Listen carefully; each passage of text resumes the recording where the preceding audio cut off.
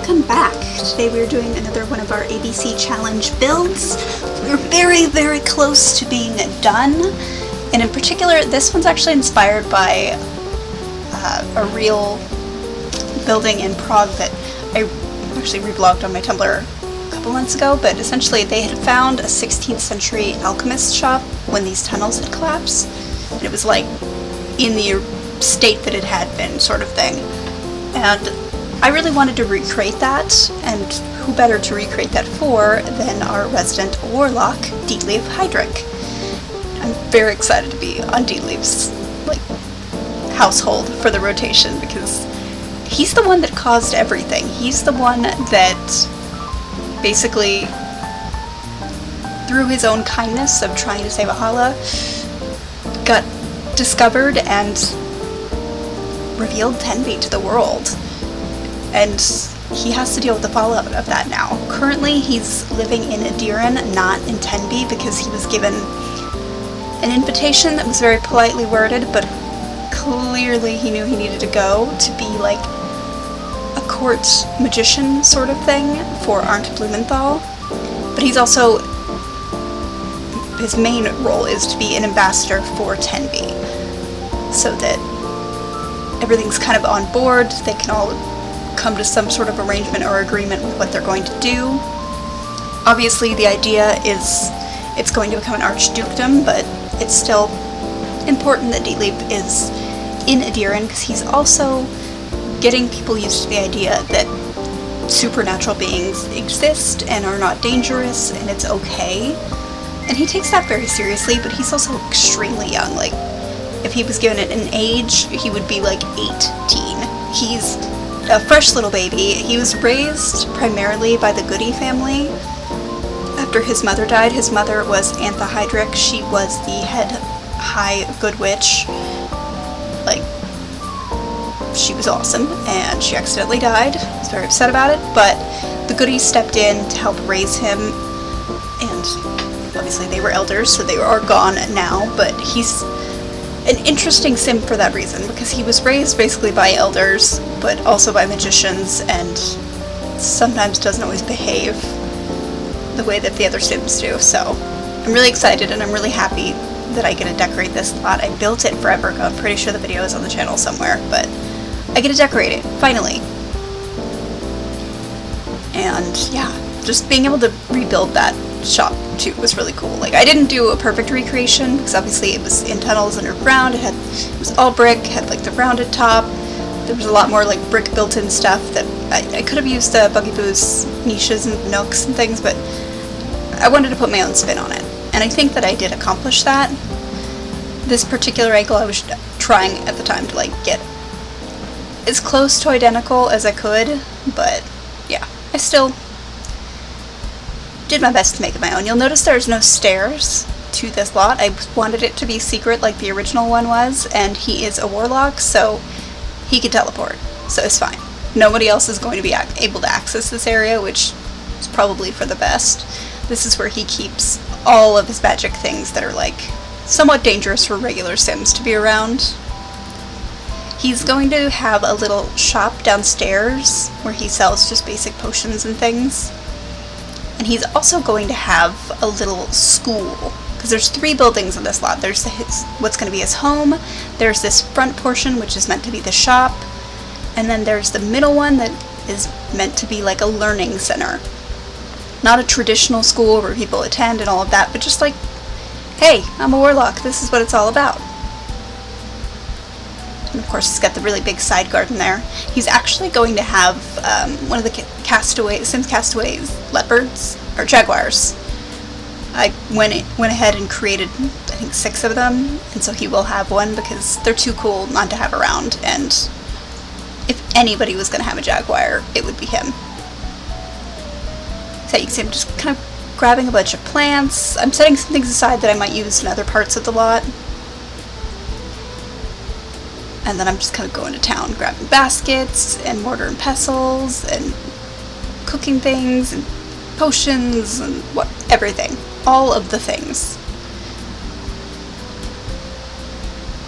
Because he definitely takes his craft seriously. He's also very into, like, rare items, so he collects too.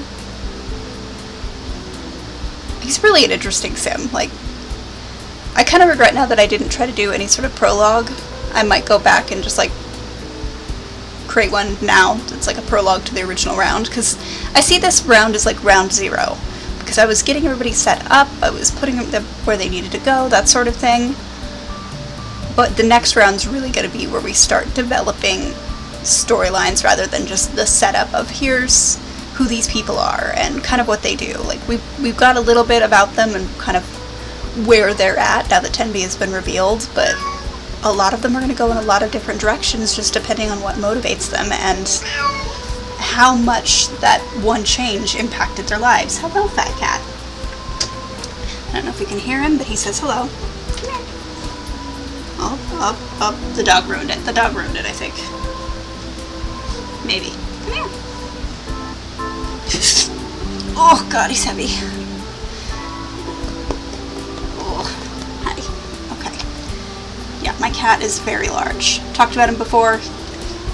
He used to weigh 30 pounds, and we put him on a diet. He's been on a diet for half his dang life, because he gets to 20 pounds, and then he gets real obnoxious. Like, full on will walk up to you and knock your plate out of your hands. So it's really hard to get him lower than that. The lowest I've got him is 18, and he was an absolute monster, so we try, but he's also 14 and kind of a grumpy old man.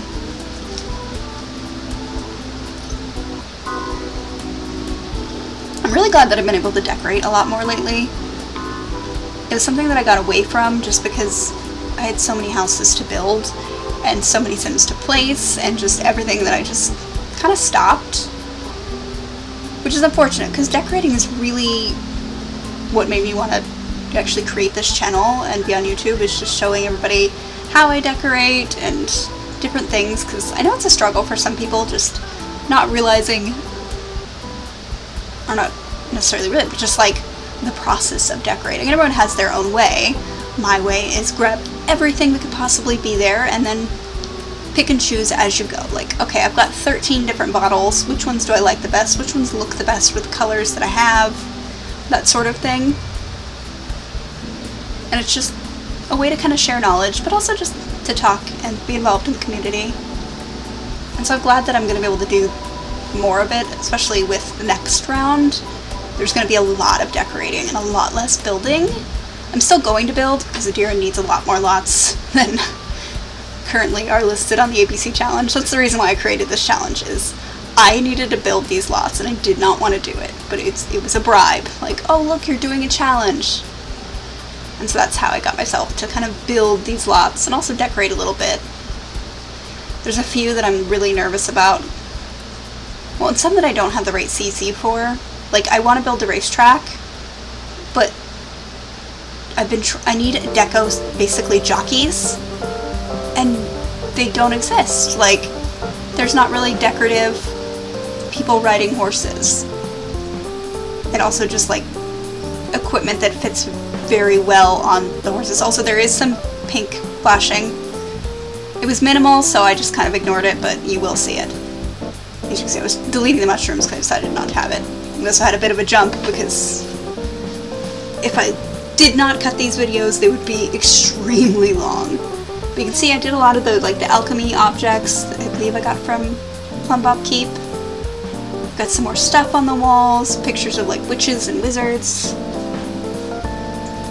Those little moon-shaped sides.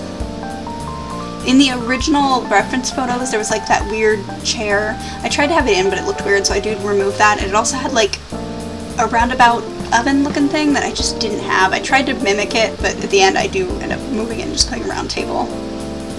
Right now it's where those books in the barrel is. So you can see I'm looking through and I'm starting to pick and choose what I think is going to stay and what's going to go. I knew I wanted a table with lots of like rare magical plants. That was something that I knew from the beginning that I wanted, especially with all those windows. I think it fits perfectly in front of that bank of windows. And originally I was going to use those pots, but then I was like, why don't I use these cinnamon garden objects, because they already have the right amount of slots. I can use only a few of them on the tables and it'll be a lot easier for me. So that's what I ended up doing. And I think it looks really good.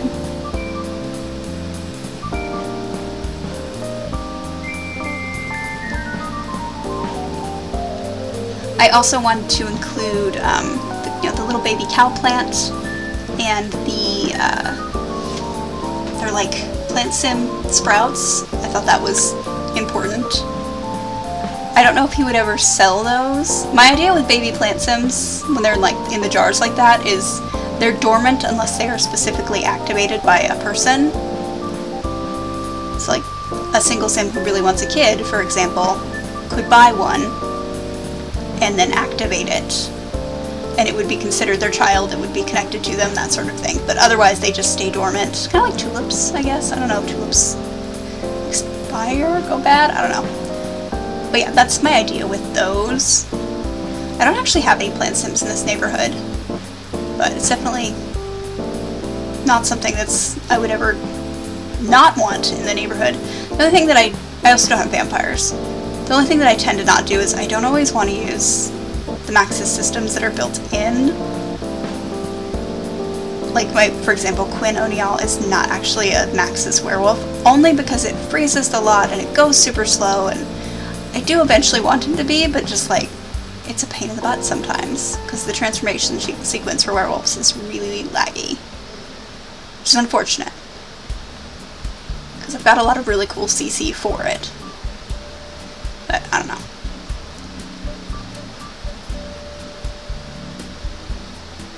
Because originally I didn't allow any of this, and then I happened to move in Detlef Heidrich, and she was already a witch, and I was like, yeah, I'll just leave it. That's fine. And that just kind of snowballed from there. So here you can see I was trying to look for something to put in the middle of the room, since I knew that I couldn't do that like round chimney thing. So I go with this table because it's really cool looking, but it's got the right aesthetic, even if it's not what was in the original image. And I just kind of make it a workspace. So there's books, you can see he was grinding up ingredients for potions. I also put a lot of, also I love this little plant. I put a lot of scrolls and things like that that are sealed with parchment, because I figure, he's kind of an ambassador now. They've got to go somewhere, and he wants to make sure that those messages and things are really safe and secure. Well, how much more secure can it be than this room that nobody even knows exists? Like, they might suspect it's up there, but they can't get to it. Unless they sneak through a window, and he's gonna notice. So yeah, a lot of secret little missives and things that are sealed.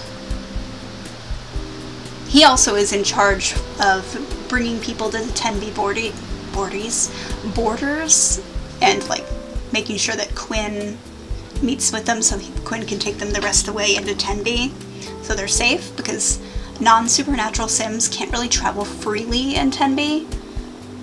Like, well, in the forest. In the actual little village itself, it's protected enough that it's fine, but like if they leave that area and go into the woods, it's a little dangerous. It's a little not safe, so that's something that he does as well. And then, more as a personal mission, I think he is trying to find other supernatural sims that are maybe hiding in Adiran that have never come clean about it, or maybe didn't realize. Because, for example, the rest of the Heidrichs, technically, they could have magic in them. Their matriarch was a witch. Like, it could be that they've just never had that activated, I guess is the word we're going to use. So yeah, he's definitely interested in finding more supernatural beings. I'm just cluttering the crap up of this table, and I'm not even mad at it.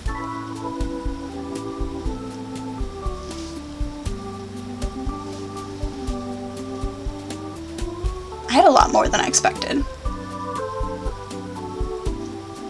A lot of the bottles and things I'm deleting now, I'm probably going to go back and they'll end up in the shop downstairs, but just for now, they didn't belong in this upstairs space. It was too much.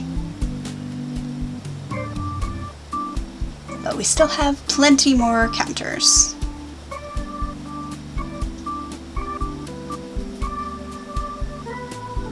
Poor little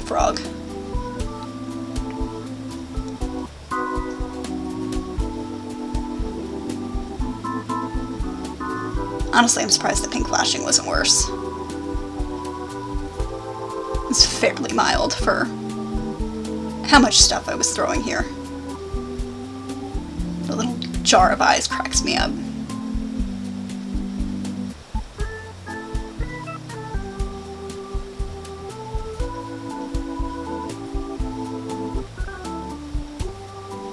All the witchy things.